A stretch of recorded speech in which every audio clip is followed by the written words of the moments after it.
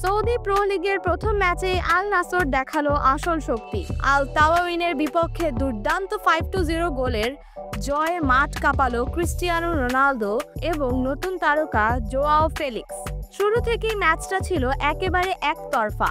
আল নাসরের আক্রমণ, পাসিং আর তারকাদের ব্যক্তিগত নৈপুণ্যে প্রতিপক্ষকে দাঁড়াতেই দিল না।